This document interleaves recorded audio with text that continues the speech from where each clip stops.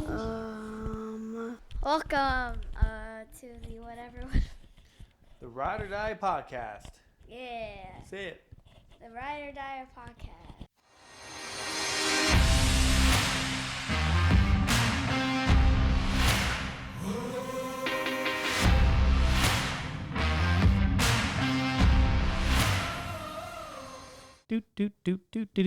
Welcome to the podcast. The Ride or Die Podcast. Oh, Broly, go lay down. Go lay down. Go lay down. Oh, my dog's peeking his head through the curtains. So, welcome back to the podcast. If you're watching this on YouTube, I got a new podcast room. It's so dope. I like it a lot. There's a little bit of echo when I actually had all these tiles. 1 second. These sound absorbent tiles, and they all fell off the ceiling. I'm assuming because it was a little bit humid down here and they didn't want to stick to this kind of fuzzy surface. Oh well. Sorry, Burley. But yeah, it's a cool room. I like it. It's half a podcast room, half a workstation for my little side business I got going on, and it's just comfortable. I like it. I've been hanging down here a lot, and Broly comes down here and he hangs out with me. He didn't like coming down here because he was never allowed downstairs, but now he's allowed downstairs. But he only comes down here when I call him. So he's a good little pup. Good little pup. But then I got new art. I got I'm doing all new art. I'm not taking all that art from that upstairs room back down here because I just want new art. My daughter and I painted these two. Well, she painted these two on the very side, and then I got this big dumb one behind me that I've been working on, and I'll explain why I've been working on it here in a little bit. And it's just cool. I just like it a lot. It's homey, it's comfortable, it's more roomy. I can set it up. Now I can set it up to have more people come in and just BS with me. I'm excited to have a couple of my friends coming on the podcast, and yeah. So let's talk about the story. I went to the emergency room at the beginning of the month. Let me check that date actually. So I went to work on the 31st of August, and that was my first day back at work. And then the 1st of September, I'm just at work, just chilling, just making things happen for the world, just doing my thing. And all of a sudden I get this little stomach ache, and I'm like, man, what's going on here? And then a couple hours later, I can't go number 2. That's potty math. If you don't know potty math or toilet math, or however you want to say it, I couldn't go number 2. Couldn't go number 2. Couldn't fart. I'm like, crap. I'm constipated. Dumb. And my immediate thought I was constipated because when I was 5, or at least in 5th grade, so that would put me at like 10. I'm not really sure. I was in the music class, and all of a sudden, like, my stomach hurt. Like, I fell over. They called my parents. My dad took me to the emergency room, and they took an X-ray, and I was just full of number 2. And so I ended up getting an enema, and everything was grando. So right now I'm thinking, I'm constipated. So, and it's, midnight comes around, my stomach is just hurting. I'm like, I can barely walk. I'm like, I gotta go get an enema and some laxatives and fix this problem. So I'm trying to do work. I'm trying not to be a whole pile at work, and my crew has been pretty cool. Like, they understand that I'm struggling. And so then all of a sudden I'm getting kind of vomity, like, now I'm like, this is weird. Now I'm horribly constipated, and I'm probably getting the flu. Cool. Like, life kind of sucks right now. Oh my gosh. So I'm trying to do stuff, can't. I go talk to my pusher, and because I thought about my dad like 4 months ago, 5 months ago, in May, my dad got his appendix taken out, and I'm like, well, maybe it's my appendix, because I spent a little bit of my time with my dad after his surgery. So I kind of thought about it. I'm like, okay, my dad kind of had the same stuff going on with him. All right, well, maybe it's my appendix. So I go talk to my boss. I'm like, hey, Bobby. I mean, he's like, what's up, Marsh?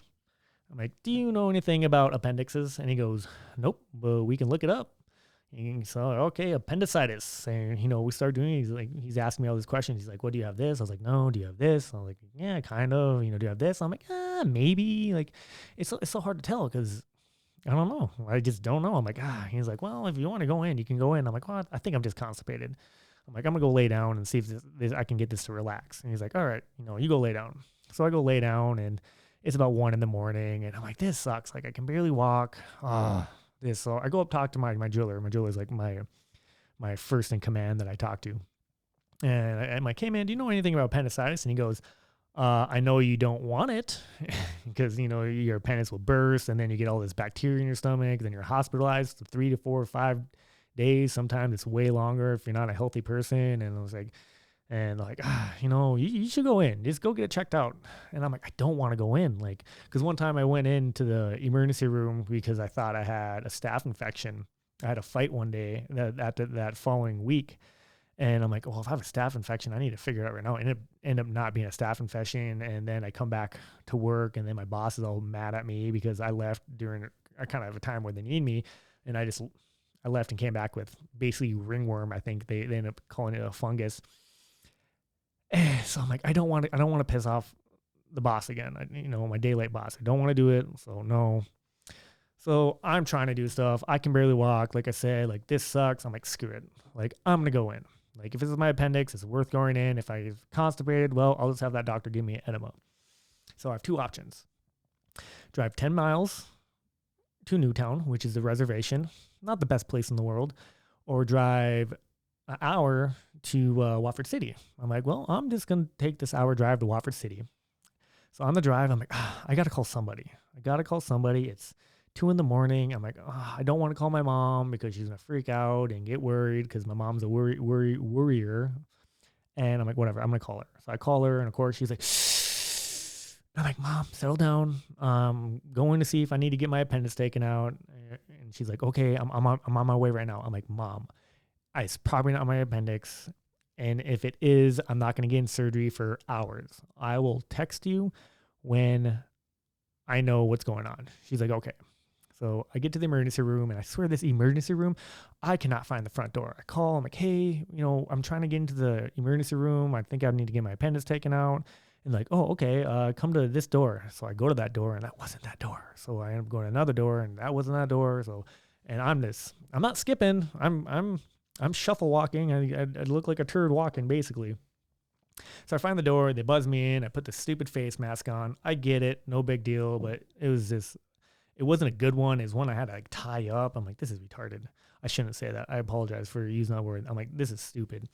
So I get in there, they throw me in a wheelchair, and I'm like, sweet. And the nurse is, asking me all these questions. I'm like, I think it's my appendix. They gave me in this room, they lay me down. Like, you have to give urine samples, blood samples. And then I wait probably 40 minutes for the doctor to show up. And this doctor walks in. He's a big, tall dude with a big old beard. Very, very hippie-ish. I'm gonna say that's the way I'm gonna say. He's very hippie-ish. And he's like, oh, well, what seems to be the problem? I'm like, well, I think I'm either constipated or I need to get my appendix taken out. And he's like, oh, okay, well, are you injured? And I'm like, no. And he's like asking me all these questions, and he's kind of getting a little snooty with me. And I'm like, oh, I'm not the guy to be snooty with, dude. Trust me. And, he's like, touching my side, does this hurt? Touching my back, does this hurt? Pushing right here, does this hurt? And I'm like, no, because what are the odds that right when I get to the emergency room, all my symptoms are just gone?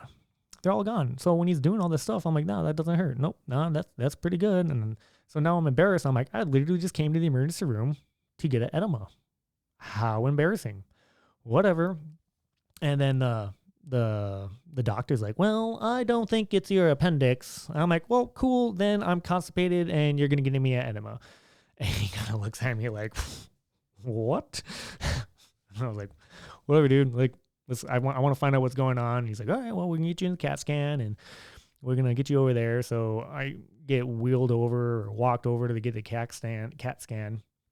And, basically drop down trousers and sit in this machine. This machine's just like a wormhole with spinny things, and things are spinning, and when it starts spinning, it's like pushing me in and pulling me out, and my hands are and my muscles are freaking out. I'm like, I don't think it's supposed to do that, but whatever. I'm just chilling. It was really interesting to me. So I get done, I get out of there, and the guy's like, it's come probably an hour and a half, 2 hours before the doctor gets back to you. I'm like, cool. Okay. So I go back to this room, and the room's cold, and I take my sweatshirt off, and I try to cover up my body because I'm just wearing shorts and, a sweatshirt and a t-shirt. And then this lovely nurse comes in. She goes, "Oh, are you cold?" I'm like, "Kind of, yeah. I'm cold. Yeah, like, I ain't gonna lie, I'm cold." And she's like, "I'll get you a blanket." So they come give me this blanket and they threw it on me. I'm like, "Did you just take this out of the oven? Like this is fantastic. It was just toasty warm." I'm like, "I love you guys. Like I'm never gonna leave. Like this is sweet." So I lay down, I go to bed, and all of a sudden the awesome hippie doctor walks in, and he doesn't have his little pep to his step anymore. His head's kind of lower, and he's like, "All right, Mr. Marsh, well, your appendix is pretty inflamed," and I'm like, weird.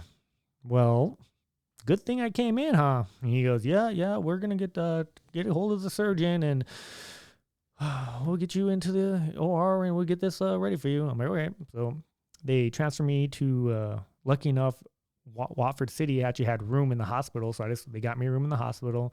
The surgeon showed up, and he's telling me all these questions, and he's like, "You got 3 options.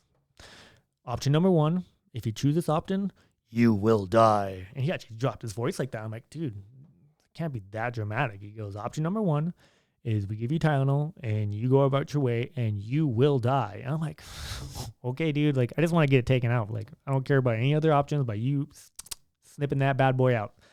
And he's like, "Well, I got to tell you number 2.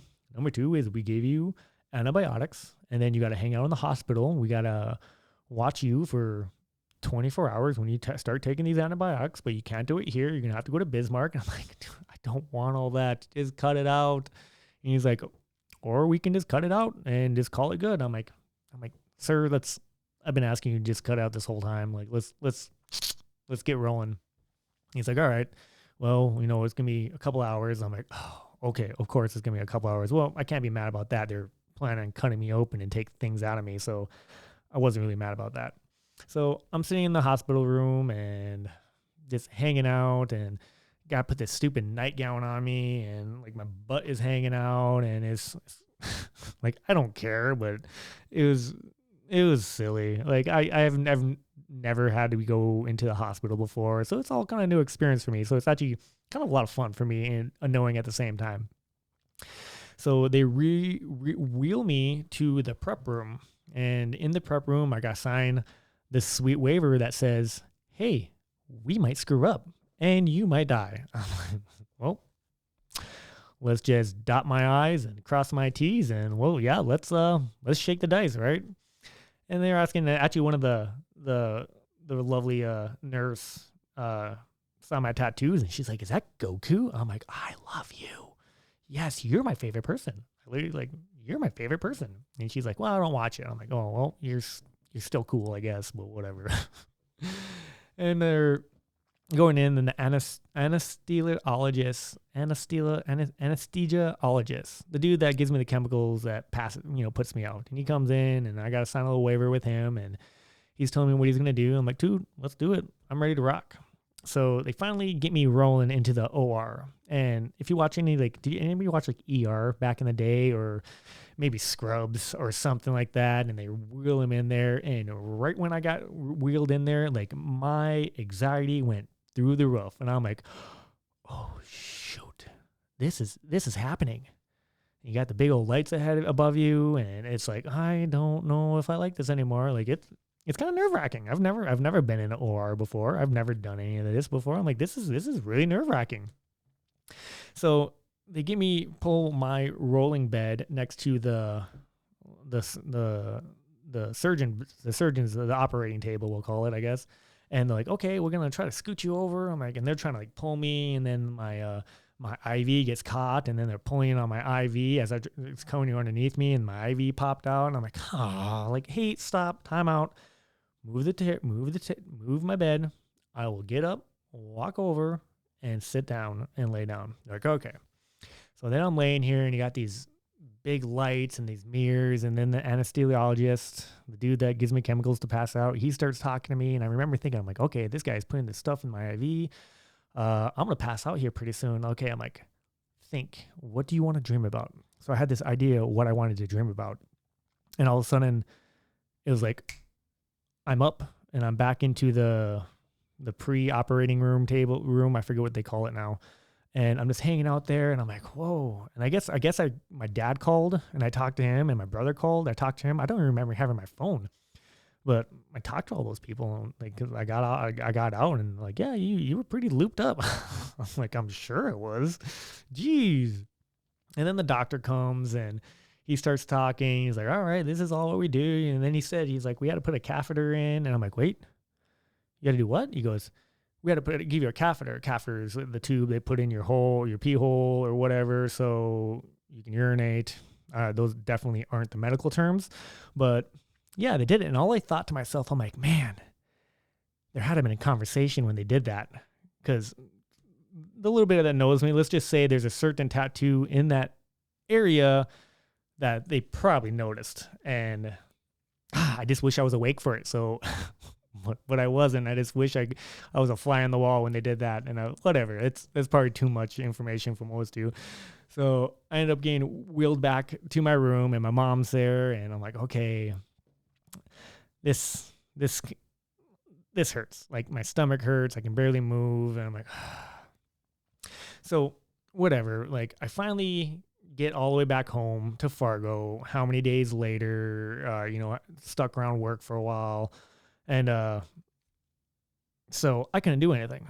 I literally sat around my house, and I was going stir crazy. Like I couldn't do anything. Like I could barely walk. I could walk. Actually, I did a lot of stuff. I did probably more stuff than I should have. Like it's easy to be lazy when you want to be lazy, but it is the hardest thing in the world to be lazy when someone tells you to be lazy. And I'm like, nope. Like I went and sold my Jeep, and I paid off all my bills, and I ordered a bunch of stuff for my business, and then I cleaned out my garage, and like I didn't lift a bunch. Like every time I do something, I was like, nope, can't do that.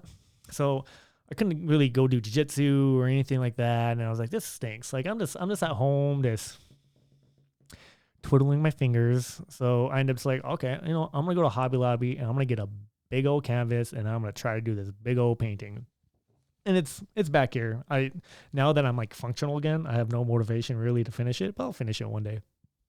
It's really dumb, and I'm not sure if I like it anymore, but it's gonna be cool. Everybody that what were watching me do it, everybody's pretty impressed, and it is actually really cool. If you're looking at YouTube, you can't see the whole thing, and I'm not gonna really promote it because it's something personal. So then I got thinking, like I'm just hanging out at home, and so let's rewind about when my dad got out of surgery. I made a decision, and like I was kind of in a troubling relationship, and it was over, and I knew it was over, and I didn't want to rush home to a broken relationship. So I made a decision that I was going to stay and hang out with my dad. I'm like, this is more important than running home to someone that doesn't want to be with me. So, and then I started thinking, like, what if I didn't do that? What if I would have went home and, the same exact thing would have happened, but I would have never got the information I got to make me realize, like, hey, it might have been my appendix. Because besides, like, I didn't even know what appendix was before then. It's like, yeah, I've heard of it. Like, I've heard of appendicitis and all that. But if I didn't talk to my dad, I probably would have waited till I got off work and went and got an enema and some laxatives and fell asleep. And I probably would have bursted ruptured my appendix. And then I would have been in a whole world of trouble. It's really kind of blew my mind a little bit. What if I would have never, like, I'd be in a lot worse condition I am now. I don't know. It was such a crazy thought that I just made the right decision to stay there and talk to my dad, because it helped me. Now, I also always believe that things happen for a reason, and that definitely, I feel like what was one of them. And maybe I would have realized it, but I did sit there and think about my dad and think about what he told me, and he gave me a little insight about what he went through. And then when I went through it, I'm just glad I had that information. It's kind of crazy, right? Kind of crazy. And that's my story of going to the emergency room. I had to leave a lot out for reasons, but yeah. So note to yourself, if you feel like you're constipated and you have a lot of sharp pain in your right side or your belly button and right above your belly button, go get it checked out. It's worth your time. Like, I'm so glad I did, because like people die because of that nonsense. And I'm just glad I caught it. And I was very much on the point of rupturing, is how the doctor told me. So I was definitely did the right decision. So that is my podcast. Ladies and gentlemen, take care of yourself. Keep an eye on yourself. Train hard, do good, be kind. Love you all.